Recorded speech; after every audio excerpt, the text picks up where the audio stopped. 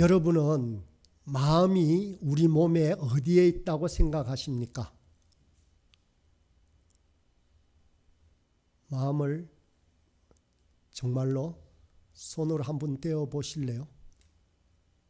제가 처음 예수님을 믿을 때 요한계시록 3장 20절의 말씀을 하시면서 그렇게 제 순장이 그렇게 전해 주었습니다. 볼지어다 내가 문 밖에 서서 두드리노니 누구든지 내 음성을 듣고 문을 열면 내가 그에게로 들어가 그와 더불어 먹고 그는 나와 더불어 먹으리라 했습니다. 그래서 내가 문을 열어야 되는데 무슨 문을 열어야 될까? 마음의 문을 열어야 된다고 생각했습니다. 그래서 그 마음은 제 가슴 마음 중심에 주님께서 앉아 계시고 나는 그 중심 왕좌에서 내려앉았다라고 이해를 했습니다. 여러분 다 마음 손을 가슴에다 댔죠? 그죠?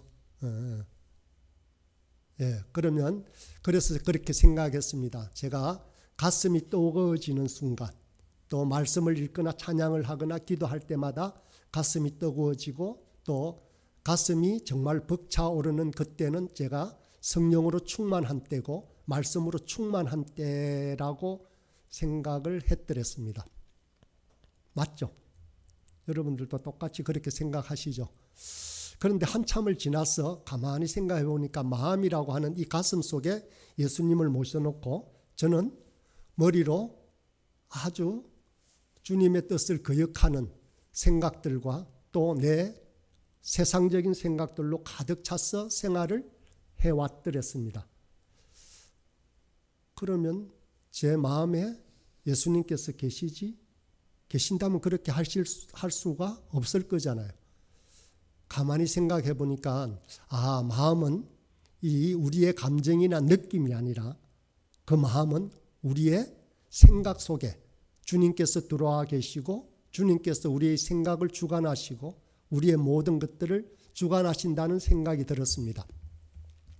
그런데 사실은 주님께서 우리 마음 속에 우리 속에 들어오신다라는 것은 이 감정뿐만 아니라 지적인 모든 지식이라든지 아니면 생각, 이해, 의지를 포함하는 전인격적인 요소를 다 포함하는 말입니다. 그래서 기도할 때도 내 생각을 지배하시고 내 생각의 중심에 항상 주님이 계신 것이 바로 우리가 순종하는 것이고 성령 충만하는 것이고 거룩함이라는 사실을 알게 되었습니다. 그래서 요한복음에는 15장 7절에 그렇게 말씀하십니다. 너희가 내 안에 거하고 내 말이 너희 안에 거하면 무엇이든지 원하는 대로 구하라. 그리하면 이루리라 라고 했습니다. 내 안에 오신다는 말은 주님께서 내 마음 속에 오시고 내 전인격적인 요소를 주장하신다는 뜻이 아니겠습니까? 그러나 주님께서 거의 많은 부분에 있어서는 우리 마음이라고 하는 것은 우리의 지성, 감성, 의지 이 모두를 포함하는 요소이지만 우리 생각 속에 주님께서 항상 머물러 있다면 우리는 범죄하지 않은 성령 충만한 삶을 살 수밖에 없다는 생각이 들었습니다. 그래서 여기 우리 안이라고 하는 마음은 우리의 마음, 즉 감정이 아니라 우리의 생각이라는 생각이 들었습니다. 그래서 우리의 생각이 주님을 향하고 주님만을 바라보면 감정은 저절로 따라오는 것이고 감정만으로 우리가 생각과 의지를 바꿀 수는 없다는 생각이 또 들었습니다. 그래서 많이 뜨겁다라고 할지라도 여전히 주님의 뜻을 따라 살지 못하고 하나님께서 우리에게 내리신 계명을 그 새 계명을 쫓아 살아가지 않는 것은 우리가 다른 것의 지배를 받고 있다라는 것입니다. 이 생각이 바뀌지 않으면 결코 하나님의 뜻을 알 수 없습니다. 그래서 바울 사도는 로마서 12장에서 그렇게 말했습니다. 이 세대를 본받지 말고 마음을 새롭게 함으로 변화를 받아야 된다라고 했습니다. 그럼 이 마음을 새롭게 한다는 것이 무엇이겠습니까? 우리의 생각과 우리의 의지를 바꾸는 것입니다. 그렇게 해서 내내 주님과 동행하며 우리의 생각들이 주님의 말씀으로 가득 차 있고 또 주님을 향한 우리의 지성으로 가득 차 있으면 생각이 바뀌어진다라는 것입니다. 예수님은 항상 제자들과 군중 또 오늘을 사는 우리가 하나님의 뜻을 잘 이해하기를 원하셨습니다. 그래서 우리가 마음을 새롭게 하고 변화를 받으면 하나님이 선하시고 기뻐하시고 온전하신 뜻이 무엇인지 분별하게 된다라는 거 말씀했습니다. 그래서 예수님은 우리가 하나님의 뜻을 잘 쉽게 이해할 수 있도록 하기 위해서 제자들에게도 이 비유로 말씀하셨습니다. 비유로 말씀하시는 것은 바로 예수님의 말씀, 예수님의 뜻을 온전히 이해하도록 하는 것입니다. 그래서 우리는 비유를 살펴보고 있습니다. 그런데 오늘 본문의 비유 첫 문장을 보니까 조금 이상합니다. 포도원에는 포도나무를 심어야 하지 않습니까? 그런데 포도원에 무화과 나무를 심었다라고 했습니다. 왜 그랬을까요? 포도원에 무화과 나무를 심나라고 자료를 찾아보니까 당시에는 이런 일이 흔했다라고 기록되어 있습니다. 포도원에는 포도나무만 심지 않고 다른 과일나무들도 섞어 심었다고 합니다. 주님은 이렇게 이 표현을, 이 비유를 들면서 포도원에 무화과 나무를 심었다라고 말씀하시는 것은 의도적이었습니다. 그렇게 함으로써 은연중에 이 비유 속에 숨어있는 뜻을, 의도를 드러내고 계십니다. 이 비유는 원래 그럴 자격이 없는 사람들이 선택받은 것에 대한 비유를 말씀해 주기 위해서입니다. 포도원은 원래 아브라함의 후손이라고 불리우는 이스라엘 백성들이 심겨져야 합니다. 그러나 그곳에는 정통 이스라엘이 아니라 버림받은 죄인과 세리들이 심겨졌습니다. 하나님의 선택을 받은 유대인들이 아니라 이방인이 그 자리에 들어가게 되었다라는 말입니다. 이 현상을 사도 바울은 로마서에서 감람나무에 비유하여 설명한 적이 있습니다. 로마서 11장 17절입니다. 또한 가지 얼마가 꺾이었는데 돌 감람나무인 네가 그들 중에 젖붙임이 되어 창 감람나무 뿌리의 진액을 함께 받는 자가 되었은적이라고 했습니다. 이스라엘은 참 감람나무입니다. 그런데 그 가지가 꺾이고 돌 감람나무가 대신 젖붙임이 되었다라는 것입니다. 여기서 말하는 돌 감람나무는 이방인들을 말합니다. 이런 비유를 들려주시는 의도가 무엇이겠습니까? 그것은 현재 우리에게 주어진 구원의 은혜가 마땅히 받아야 할 선택된 민족 이스라엘, 참 감람나무, 그리고 포도원에 열리는 포도나무가 아니라는 것입니다. 우리가 받은 구원의 은혜는 당연한 것이 아니라 자격이 없는 우리에게 은혜로 구원이 주어졌다라는 것입니다. 우리 신앙생활에서 끝까지 싸워서 물리쳐야 할 것은 우리에게 주어진 이 모든 구원과 은혜가 당연하다고 생각하는 의식을 우리는 물리치고 뿌리쳐야만 합니다. 내가 이 자리에 서게 된 것도, 내가 누리게 된 축복도 당연하다라고 생각합니다. 그러면 문제가 생깁니다. 원망이 생깁니다. 기대한 만큼 채워지지 않으면 불평하기 시작합니다.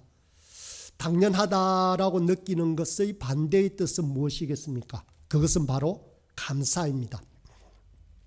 감사는 이 모든 것이 은혜로 주어졌다라고 하는 고백입니다. 아, 이렇게 주셨군요. 그렇죠. 받을 자격이 없는 저에게 무한한 이 구원과 사랑을 주셨군요 라고 말하는 것은 바로 감사입니다. 원래 내 자리가 아닌데 이 좋은 곳에 심겨졌다면 감사하는 것이 당연하지 않겠습니까? 이런 감사가 있어야 우리는 마땅히 기쁨이 있고 하나님의 뜻을 쫓아서 최선을 다할 수가 있습니다. 더욱이 무화과 나무는 포도나무보다 그 면적이 5배 내지 6배 정도의 자리를 차지한다고 합니다. 양분도 훨씬 더 많이 흡수합니다. 그래서 7절에 보면 주인이 어찌 땅만 버리게 하겠느냐라고 한탄하고 있는데 바로 그것은 무화과 나무가 어떤 나무보다 양분을 많이 빨아들이기 때문에 그렇습니다. 다른 나무들이 먹을 양식마저 빼앗아 버립니다. 우리가 그렇습니다.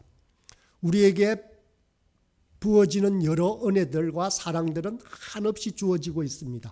많은 분량의 은혜를 누리고 있습니다. 나라는 나무가 자라기까지 얼마나 많은 사람들이 희생해야 했습니까? 부모님들의 희생이 있었고 주위 이웃과 친구들의 보살핌이 있었고 사회에 끊임없는 아낌없는 투자가 있었습니다. 사실 우리가 받은 은혜는 우리가 생각하는 것보다 훨씬 많습니다.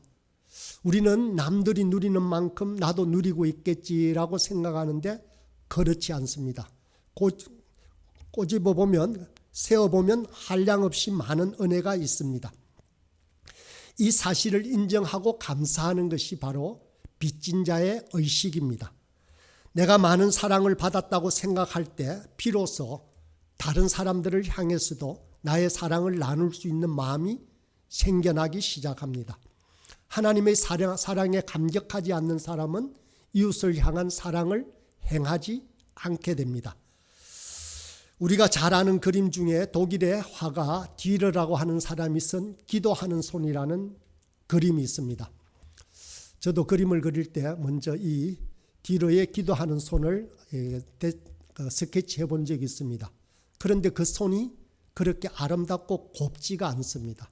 아주 투박하고 손마디는 아주 굵어서 이상한 사람의 손이다라고 느껴질 정도로 그렇게 투박한 것입니다. 그런데 이 작품의 이야기 뒤에는 유명한 일화가 있습니다. 디르가 그의 친구 한스와 두 사람은 그림을 잘 그리는 화가였는데 이들이 미술 학교에 입학을 해서 이 그림 공부를 계속해야 되겠다. 그렇게 해서 그림을 많이 대중에게 팔 수 있는 실력까지 도달해야 되겠다라고 해서 도시로 공부를 하러 갔습니다. 그런데 막상 가보니 살아갈 방도가 없는 거예요. 그래서 그 친구 한스가 뒤로보고 자네가 학교에서 공부할 동안 열심히 일해서 자네의 학비와 생활비를 돕겠네. 공부하고 자네가 먼저 졸업을 해서 그림이 팔릴 때쯤 되면 내가 공부하겠네. 그때쯤 되면 자네가 나를 후원해 주게 라고 했답니다. 열심히 디르는 공부를 했습니다. 그리고 나서 졸업할 때쯤 돼서 디르의 그림이 팔리기 시작했습니다. 그래서 디르는 너무 기뻐서 그 돈을 가지고 한스라는 친구를 찾아갔습니다. 그런데 한스의 집에 도달해 보니 갑자기 도착을 하고 보니 한스는 디르가 오는 줄을 몰랐습니다. 그런데 한스가 기도를 하고 있었습니다. 그런데 어떤 기도를 하고 있는가 하면 하나님 참으로 감사합니다. 친구 디르의 그림이 팔리기 시작해서 안정적인 생활이 가능해졌습니다. 그런데 저는 노동으로 인해서 손가락이 이 마디가 굵어져서 더 이상 그림을 그릴 수 없는 입장이 되었습니다. 그렇지만 친구를 그렇게 훌륭하게 화가로 만들어 주셔서 감사합니다 라고 기도를 하고 있는 모습을 디르가 보게 되었습니다. 그래서 참으로 울먹임을 참고 그가 그린 그림이 바로 이 기도하는 손이라는 그림입니다. 한스의 기도처럼 어쩌면 디르가 누리는 그 복처럼 우리도 그런지도 모릅니다. 이 두 친구의 경우만이 아닙니다. 내가 오늘 이 자리에 있기까지 우리를 위해 희생했던 수많은 손들이 있습니다. 나는 흥한 대신 그들의 손은 뒤틀리고 거칠어졌습니다. 그렇습니다. 오늘 비유도 주인이 무화과 나무를 심었습니다. 무화과 나무가 자라는 데는 보통 3, 4년이 걸린다고 합니다. 그때쯤 되면 사람들은 열매를 기대하게 되어 있습니다. 주인도 열매를 기대하고 포도원에 갔지만 열매가 없었습니다. 내년에는 열리겠지 하고 다음에 갔는데 역시 열매가 없었습니다. 그래서 이렇게 3년이 흘렀지만 변변한 열매 하나를 얻을 수 없어서 주인은 과원지기에게 이렇게 말합니다. 포도원지기에게 이르되 내가 3년을 와서 이 무화과 나무에서 열매를 구하되 얻지 못하니 찍어버리라. 어찌 땅만 버리게 하겠느냐. 주인이 원하는 것은 열매입니다. 열매를 기다리며 오랜 시간을 참으며 투자를 했고 희생을 감수했습니다. 우리가 오랜 시간 교육과 훈련을 받고 시행착오와 실수를 참고 인내하는 이유도 이 열매를 맺기 위함입니다. 때가 되면 그에 합당한 열매를 맺어야 합니다. 우리의 믿음과 신앙도 마찬가지입니다. 예수 그리스도의 희생의 틀 안은 위에 우리는 심겨졌습니다. 오랜 시간 말씀과 성령으로 훈련을 받았습니다. 그렇다면 거기에 합당한 열매를 맺어야 하는 것이 당연한 이치입니다. 그런데 여전히 어린 묘목 단계로 거기에 합당한 열매를 맺지 못하고 축복만 바라고 있다면 문제입니다. 어떤 사람은 꽃대치에 자기 영광만 자랑하고 열매의 단계로 나아가려고 하지 않습니다. 신앙의 연륜이 깊으면 그만큼 뿌리도 깊고 열매도 풍성해야 하는 것입니다. 한국 교회를 향한 세상의 비판이 심한 까닭은 바로 그에 합당한 열매가 없기 때문입니다. 대한민국의 5분의 1, 약 20%가 기독교인이라고 합니다. 그 역사가 120년을 넘겼습니다. 그렇다면 사회는 많이 변화되어야 합니다. 물질보다는 사랑의 열매, 부패보다는 정직의 열매, 분열과 불화보다는 평화의 열매, 불평과 탄식보다는 감사의 열매가 심겨져야 함이 마땅합니다. 그런데 그렇지가 않습니다.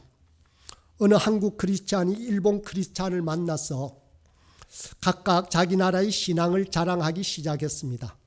한국 크리스찬이 먼저 이렇게 자랑했습니다. 우리는 선교 역사가 120년밖에 되지 않지만 전 인구의 20%가 크리스찬이다. 당신네는 선교 역사가 500년이 넘어가는데 어째서 1%를 넘어가지 못합니까? 라고 그렇게 약간은 자랑하듯이 얘기를 했습니다. 가만히 듣고 있던 일본 그리스도인이 이렇게 반문을 했다고 합니다. 그러면 한국은 이미 천국이 되었겠군요 라고 했답니다. 참으로 가만히 새겨들으면 부끄러운 이야기입니다. 바닷물에 들어있는 소금은 고작 3%밖에 되지 않지만 짠맛을 내고 바다의 부패를 방지한다고 합니다. 일제시대 한국교회는 1.5%의 사람만이 예수님을 믿었습니다. 그렇지만 민족사를 이끌고 수많은 인재를 배출했습니다. 그런데 지금의 한국교회는 20% 많이 줄어들어서 이제 15%가 되었다고 합니다. 그래도 이 정도면 사회받아도 더 짠 수준입니다. 한국교회는 지금 한국 사회에 있어서 어떤 열매를 맺고 있는지 우리 모두 반성하고 되돌아보아야 합니다. 각각 개교에도 마찬가지입니다. 때가 되면 합당한 열매를 맺어야 합니다. 그것이 부흥의 열매든 헌신의 열매든 봉사와 섬김의 열매든 어떤 식으로든 사랑의 열매가 나타나야 합니다. 아주 거대하고 풍성하고 숫자상으로 많은 것들이 아니라 한 사람 한 사람 변해가는 모습뿐만 아니라 한 명 한 명이 예수 그리스도 앞으로 돌아와서 구원받는 역사가 일어나야 하는 것입니다. 찍어내어 버리라는 주님의 경고는 그만큼 우리를 사랑하기 때문에 이 말씀을 하셨습니다. 사랑하니까 기대도 하는 것입니다. 그러나 하나님의 인내의 시간이 영원한 것은 아닙니다. 우리 모두는 우리의 이 땅에서의 목숨이 다할 날이 옵니다. 그보다도 더 주님이 다시 재림할 날이 곧 다가옵니다.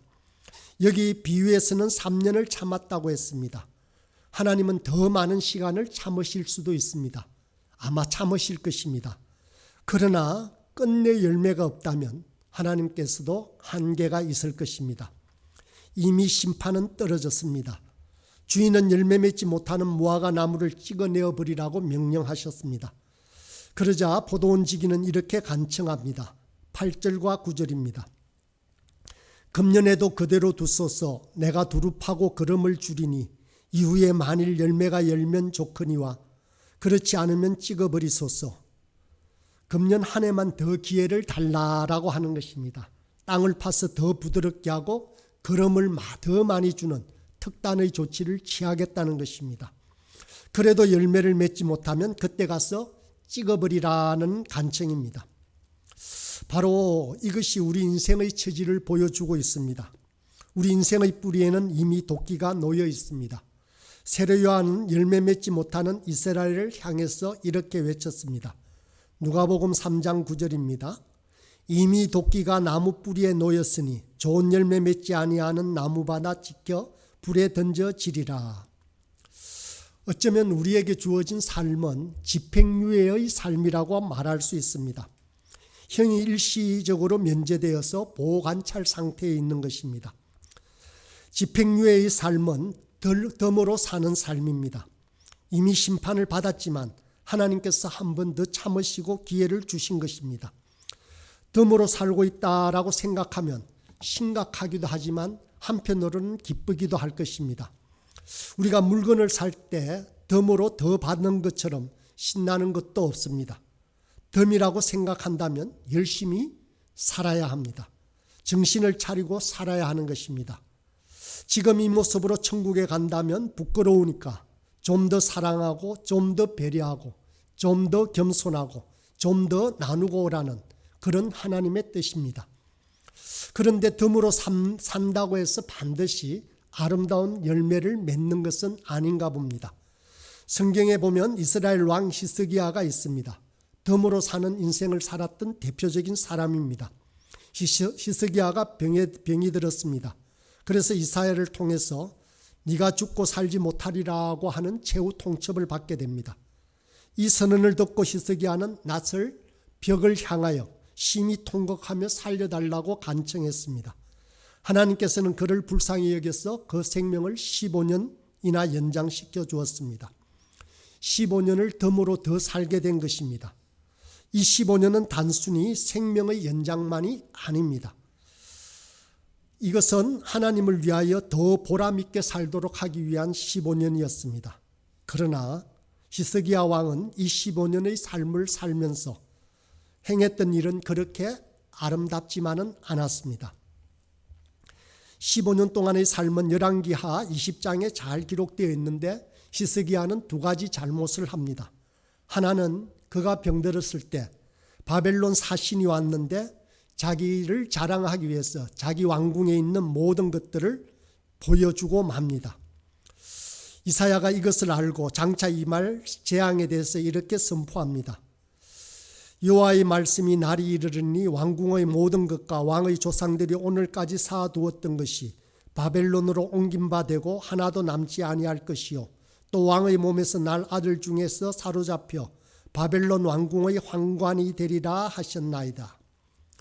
이렇게 이사야의 예언처럼 바로 바벨론에 의해서 이스라엘이 완전히 멸망하고 포로로 끌려가게 됩니다. 이것은 바로 어리석은 히스기야가 자기의 국력을 과시하기 위해서 바벨론 사신에게 모든 것들을 보여주었기 때문입니다.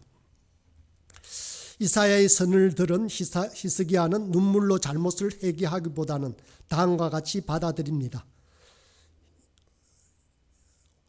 열왕기하 20장 19절에 히스기야가 이사야에게 이르되 당신이 전한 바 여호와의 말씀이 선하니이다 하고 또 이르되 만일 내가 살 날에 태평과 진실이 있을진데 어찌 선하지 아니하리요. 히스기야 자신 대에만 이런 일이 일어나지 않으면 된다는 태도입니다. 미래를 바라보지 못하는 히스기야의 어리석음이 잘 드러나고 있습니다. 두 번째 잘못은 히스기야가 그의 아들 므낫세에게 왕위를 계승한다는 것입니다. 므낫세가 왕위에 오를 때가 12세라고 하니 아마 히스기야가 병중에 있을 때였습니다. 그래서 그때 낳은 아들인데 이 므낫세 왕은 이스라엘 역대 왕들 중에서 가장 악한 왕으로 기록된 왕입니다. 그는 55년을 통치하였는데 그 이를 성신을 비롯한 모든 우상들을 다 섬겼다라고 되어 있습니다.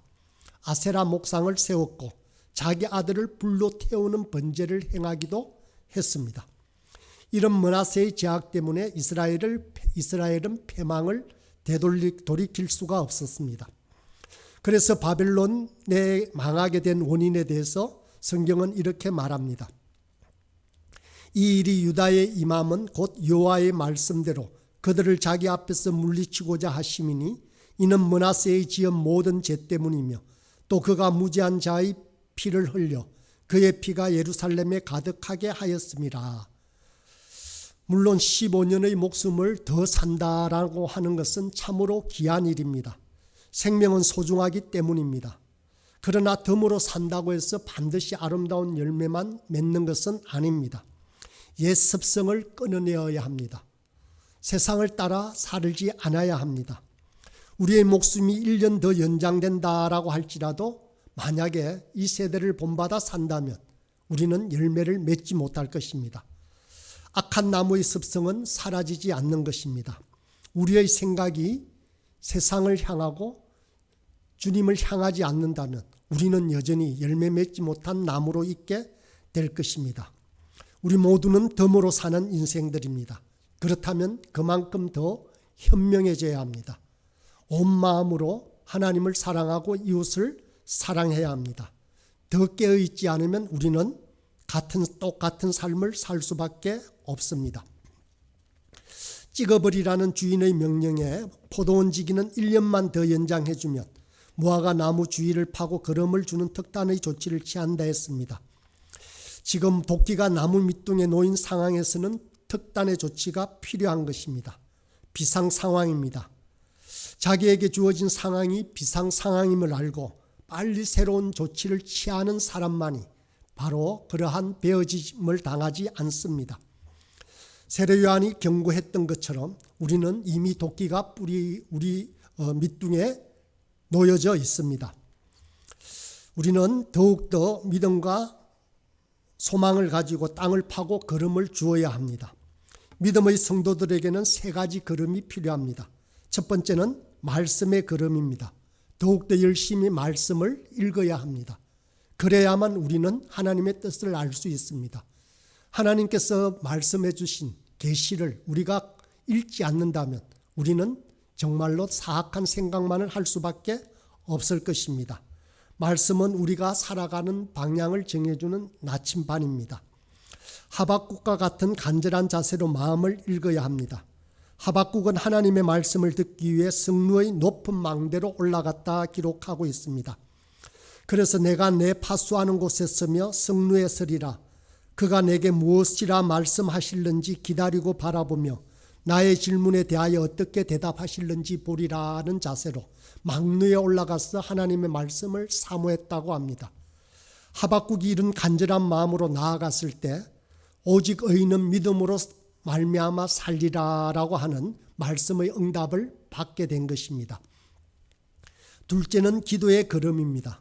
기도는 우리의 마음을 바꿉니다. 기도는 우리의 열정에 공급하는 기름과도 같습니다. 이를 추진할 수 있는 능력을 더해줍니다. 또 비상시에는 이 기도가 더욱더 놀라운 일이 일어납니다. 그래서 금식 기도가 필요하고 작정 기도가 필요합니다. 배수진의 기도를 드려야 하는 것입니다. 야곱이 야복강에서 더 이상 물러설 수 없다는 일사각오의 자세로 하나님의 사자와 실험했던 그런 태도로 기도해야 합니다. 세 번째는 헌신의 걸음입니다. 자신을 헌신한 만큼 열매가 나오게 되어 있습니다. 자기 옥합을 깨는 헌신이 필요합니다. 주님께서 십자가에 달려 돌아가시기 전 한 여인이 순전한 향유를 가지고 와서 옥합을 깨뜨리고 주님의 머리에 붓습니다. 이처럼 희생하고 자기 땀과 눈물로 헌신하는 때에 하나님의 일은 이루어지는 것입니다. 이처럼 교회나 우리의 인생도 마찬가지입니다. 자기를 부인하고 자기 옥합을 깨는 헌신이 있을 때 열매가 나타납니다. 이제 이처럼 저와 여러분이 딱 1년 남았다는 자세로 살아간다면 모든 일에 있어서 지혜로워질 것입니다. 우리 인생에서 풍성한 열매를 거두지 않을 자가 한 사람도 없을 것입니다. 우리는 마음을 다하고 목숨을 다하며 힘과 뜻을 다하여 하나님을 사랑하고 또 이웃을 우리 자신과 같이 사랑하면서 살아야 합니다. 그러면 저절로 열매가 맺히게 될 것입니다. 온 마음으로 순간순간 지혜롭게 살아가는 저와 여러분이 되길 간절히 소망합니다.